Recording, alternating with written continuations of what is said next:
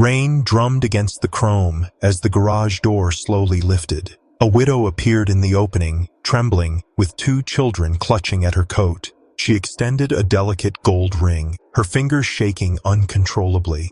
"My children haven't had a meal in 3 days. Would you consider purchasing my wedding ring?" Welcome to Legendium Story. Before we start, please comment below and let us know where you're watching from.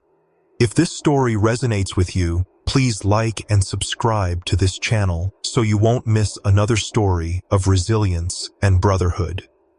Kestrel Point was the sort of small coastal community where seagulls far outnumbered businessmen, and the highway hummed like a familiar melody. At the town's edge stood a weathered canary yellow building converted into a clubhouse, its red and white paint stubbornly resisting the salt-laden winds. Inside, members of the Hells Angels chapter gathered warmth around coffee cups and the heat radiating from engines. Their captain, Pike Hart, broad-shouldered with calm, observant eyes, was working grease into a motorcycle chain when the door began to rattle. A drenched woman entered, 2 children pressed tightly against her sides. "My name is Nora Vale," she said, her voice strained and weary. "These are Ruby and Theo." She opened her palm to reveal a thread-thin wedding band, polished and gleaming with hope. "Please, just enough to buy bread." Pike studied the ring, then shifted his gaze to the children. Their hollow cheeks, rain-matted hair, and the unmistakable hunger that couldn't be fabricated told him everything. He didn't reach for his wallet. Instead, he reached for his leather vest, pulled it on, and gestured to his brothers toward the kitchen. Mac, the sergeant-at-arms, was already in motion. Jinx ignited the grill. Rooster gathered blankets from storage. Pike lowered himself to Ruby's eye level. "You hold on to that ring, sweetheart. Let us take care of everything else." The clubhouse kitchen erupted into activity. Bacon sizzled loudly. A large pot thumped onto the stove. Bread warmed in an oven typically used for drying gloves. Ruby watched the steam rise as if witnessing magic unfold. Theo counted grapes one by one as though they were precious treasures. Nora stood apart, her spine rigid with a pride that had endured too many crushing blows. Pike noticed the involuntary flinch in her shoulders each time heavy boots crossed the concrete floor. "You're safe here," he said, his voice low and steady. "Eat first." She hesitated briefly, then nodded her agreement. When the children took their first bites, their eyes closed in what seemed like an involuntary prayer. Max slid a bowl toward Nora. No strings attached. She ate slowly, as if she'd forgotten the simple act of eating. Afterward, Pike guided them to the couch positioned near the space heater. "Tell me who turned you away," he asked gently. Nora swallowed hard. "I visited the pawn shop, the grocery store, even approached the pastor. They all said the same thing. Come back when you have a job. My electricity has been shut off. The landlord is demanding cash payment by Friday." Pike's jaw tightened visibly. "Who's your landlord?" She lowered her eyes. "Vince Carroll. He assumed control of our building after my husband died." The room fell silent, like engines idling before a steep climb. Carroll possessed the kind of smile that could sell raffle tickets and evictions with equal charm. Pike recognized his type immediately. Soft hands concealing hard threats, charity offered only when cameras were present. But Nora's eyes revealed a deeper narrative, one woven from disconnection notices, sleepless nights, and a grave she visited regularly. "How long has it been since you ate?" Pike asked. 3 days, Nora whispered. "I've been telling them it's a game we're playing." Ruby nodded, her cheeks flushing with embarrassment. "Pretend picnic," she said quietly. Across the room, Rooster turned his face away, his jaw clenched tight. Jinx slid another half sandwich toward Theo. "Nobody plays that game in this place." Pike leaned back in his chair, thinking deeply. "Do you have somewhere warm to stay tonight?" Nora shook her head. "I can manage," she said, her voice brittle with forced strength. He didn't argue with her. He simply stood. "Brothers, we're going on a run." Mac already had the van keys in hand. Pike turned to Nora. "We're not purchasing that ring. We're buying you time." She blinked, confusion crossing her face. He nodded toward the children. "And groceries for a month." Outside, the rain intensified, hammering against the tin roof like an oath being sworn into existence. They descended on Harbor Mart, shopping carts piling high with beans, rice, milk, and an absurd mountain of peanut butter. Ruby clapped with delight when Jinx secretly added marshmallows to the cart. For hot cocoa, he grinned mischievously. At Coastline Pharmacy, Mac quietly arranged a payment account registered under the chapter's name. No fanfare, no spotlight. Then Pike redirected the convoy toward Harborlight Apartments, Carol's newest trophy property, complete with a fresh logo but peeling hallways. They climbed the stairs past neighbors who recognized the patches on their backs and fell silent. Carol opened his office door wearing a polished smile that faltered immediately. "Captain Hart," he said smoothly, "to what do I owe this visit?" Pike placed envelopes on the desk. Past due rent and utilities. A receipt from the grocer with Nora's name written at the top. Consider her account current. Carol's smile sharpened with an edge. "That debt is mine to discuss with my tenant, not with a motorcycle club." Pike's voice remained even and controlled. "You starved children. That made it our concern." Carol's eyes darted to the open doorway, mentally calculating the optics of the situation. He sneered. "You want to appear as heroes?" Pike leaned in close, his voice quiet enough to sting. "I want her to sleep soundly tonight." Word travels quickly in towns where employment is scarce.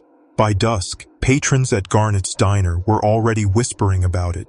The Hells Angels had paid a widow's bills. Some labeled it performance, some called it compassion. Pike didn't care what label people attached to it, only that Nora's lights remained on when darkness fell.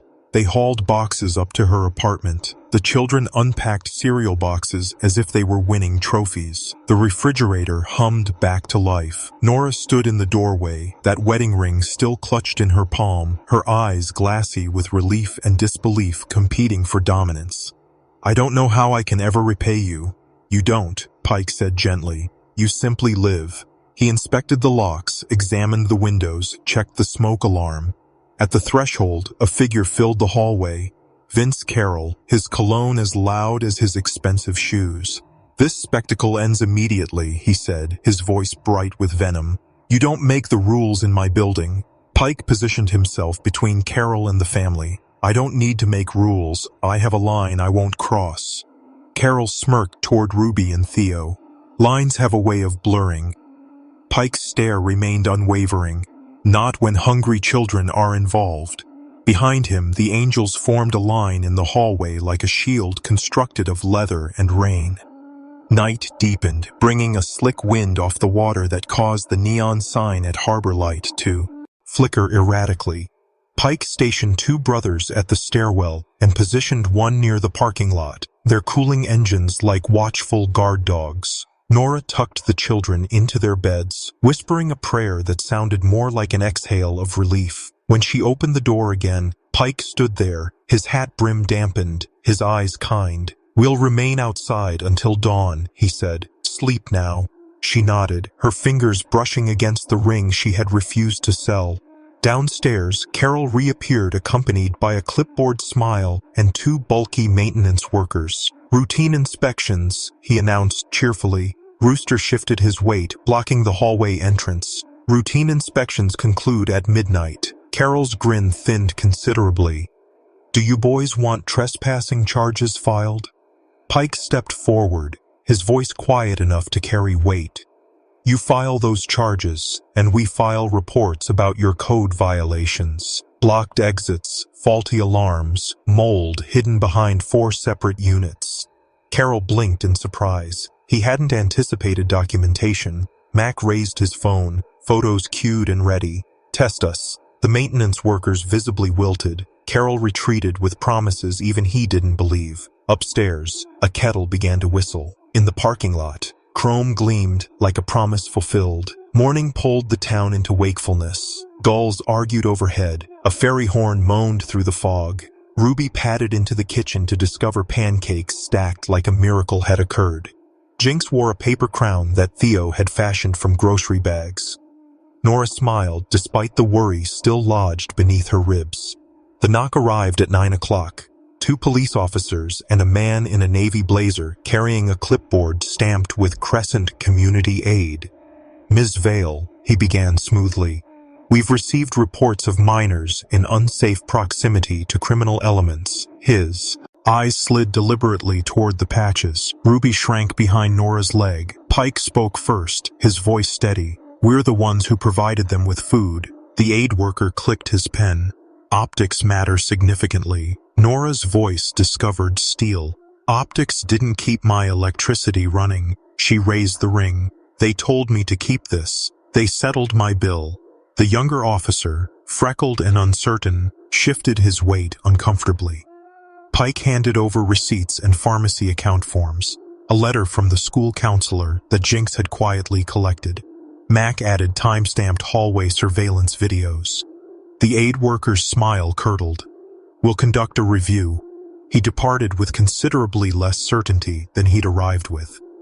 Carol struck where kindness rarely penetrates, the electrical meter box. At noon, the building jolted and fell completely silent. Refrigerators stilled, hallway lights died, children's cries echoed down the stairwell. "Outage," someone shouted. Rooster sprinted to investigate, returning with a curse. He padlocked the main circuit. Pike tilted his chin. "Jinx, generators. Mac, call Port Authority code enforcement. Use my name." The Angels moved like a trained drill team. Within minutes, small generators hummed on every floor. Extension cords snaked safely along walls, freezers cooling once more. A neighbor in slippers wept at the sound of her oxygen machine whirring back to life. Nora stood in her doorway, hand pressed against her mouth. "Why are you doing all of this?" Pike shrugged one shoulder. "Because hungry children and freezing elderly people aren't political issues." 40 minutes later, 2 city inspectors arrived, salt still dusting their boots. One lifted the padlock, clearly unimpressed. "Whoever chained this electrical box violated 6 municipal codes." She glanced toward Carol's office, the blinds twitching. "You boys witness anything?" Pike's eyes were like dry riverbeds. "Just trying to keep people breathing, ma'am." The citations wrote themselves in permanent ink. Mid-afternoon, the hallway filled with the aromas of soup, coffee, and something resembling relief. The Angels established a folding table, a pop-up pantry with signs scribbled by Ruby, her letters crooked and perfect. Residents trickled in shyly, nurses coming off night shifts, a retired fisherman with hands like weathered rope, a teenager still wearing a cafeteria apron. People took what they needed and left homemade offerings in return. Jars of peaches, knitted hats, a pencil sketch of Pike's Harley drawn with gratitude. News hopped from phone to phone. Hell's Angels feed entire building, slumlords cited. By dusk, the diner sent pies. The church, quietly contrite, dropped off blankets. Pike remained at the edges, ensuring the loudest thing about his presence was his listening. Nora watched him show Theo how to fix a wobbly chair using a butter knife and patience. "You're skilled with broken things," she said softly. Key's smile barely flickered. "Most things aren't broken," he said. "They're simply waiting for someone to stop calling them trash." She looked down at the ring. For the first time, it felt light. Carol didn't disappear. Anger like his calcifies into something harder. At twilight, he returned with an army of clipboard carriers and a lawyer whose briefcase screamed expensive representation. "Notice to vacate," the lawyer announced to the hallway, handing Nora an envelope like poison wrapped in stationery. "Non-compliance, unauthorized loitering, unauthorized equipment." He glanced toward the generators humming softly beside medically fragile tenants. The inspector stepped from her truck, her badge catching the last rays of sunlight. "Unauthorized? We authorized those generators." Her partner waved a cease and desist order for Carol. Murmurs rose through the gathered neighbors. Carol's lawyer faltered. "We'll reassess the situation." Pike didn't gloat. He simply looked tired and profoundly human. Rain began again in soft threads. He turned to Nora.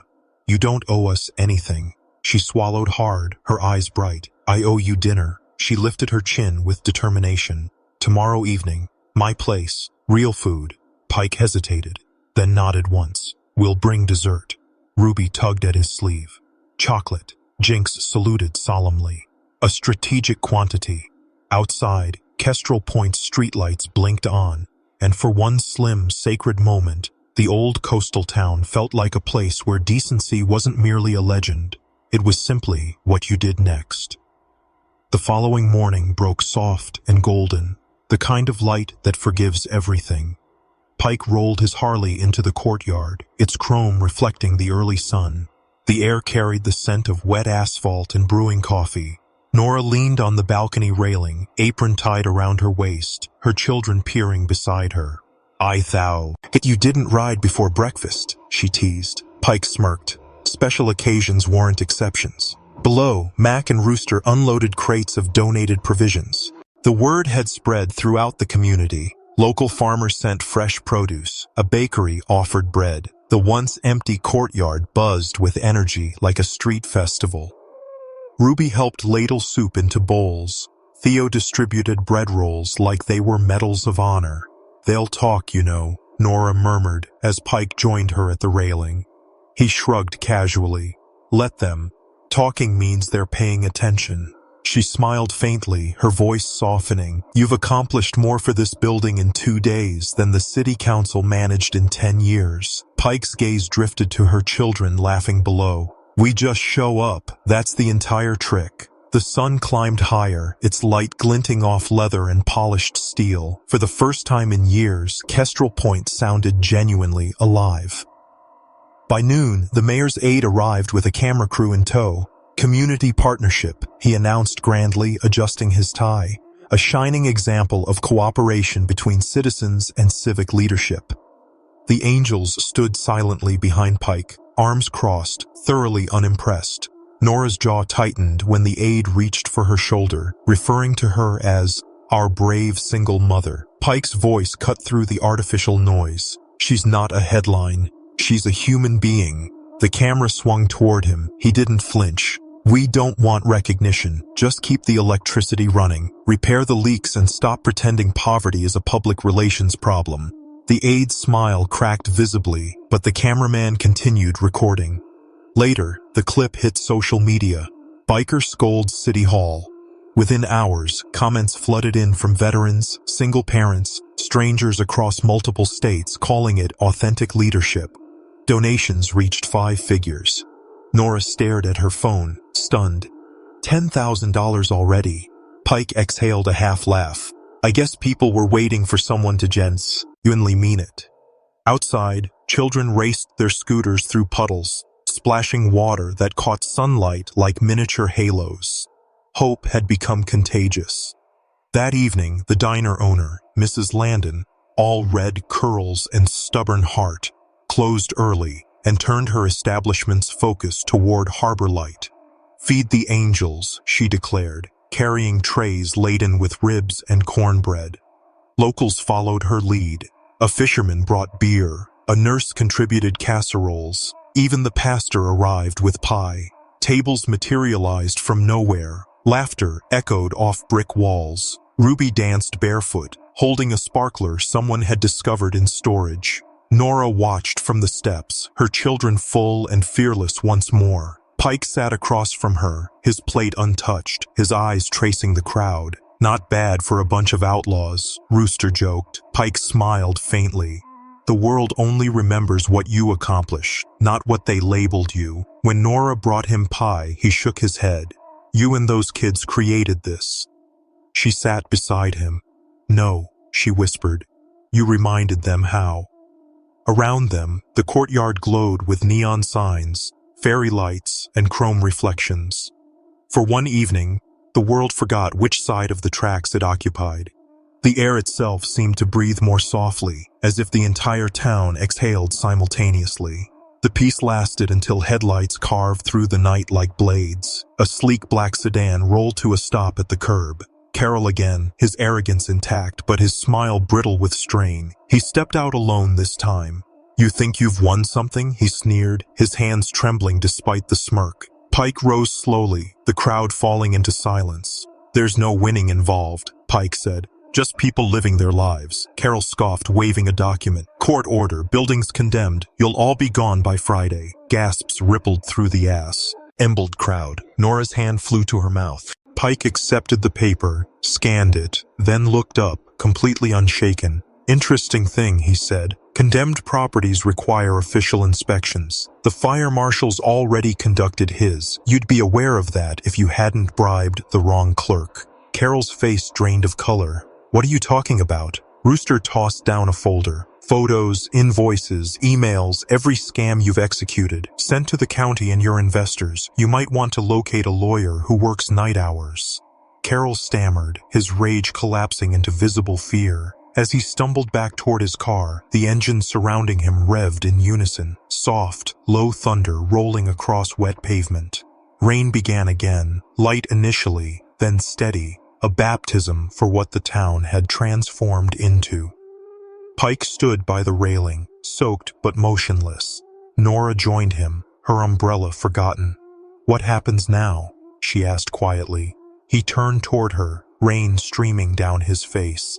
Now you live without waiting for someone to rescue you. She looked down at Ruby and Theo twirling in puddles, their laughter rising above the storm. And you? Pike's smile was faint, tired, proud. We'll ride. There's always another town that's forgotten how to hope.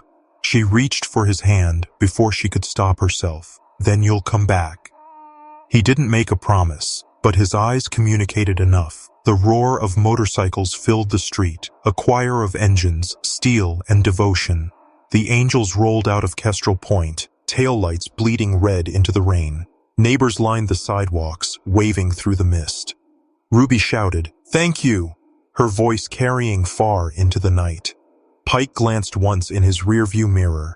The widow on the balcony, her children beside her, the building glowing warm behind them. He touched the ring hanging on his chain. Some vows, he thought, don't require words to endure.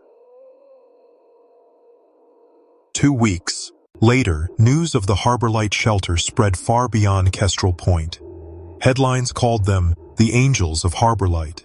Reporters arrived searching for scandal or spectacle, but all they discovered were repaired windows, stocked shelves, and a mural of a Harley blazing across brick that read, "Hope Rides." Nora stood beside it with her children, paint covering their hands, smiles illuminating their faces. The Hell's Angels emblem gleamed in the corner, not defiant, but proud. "I didn't know bikers could paint this well," Theo teased. "Most of us can't," Mac laughed, handing him another brush. Pike leaned against his Harley, arms folded, eyes hidden behind scratched aviators. "Sometimes," he said, "it requires a little chaos to make a place beautiful again." The town that once crossed streets to avoid them now waved, sent coffee, even paused to express gratitude.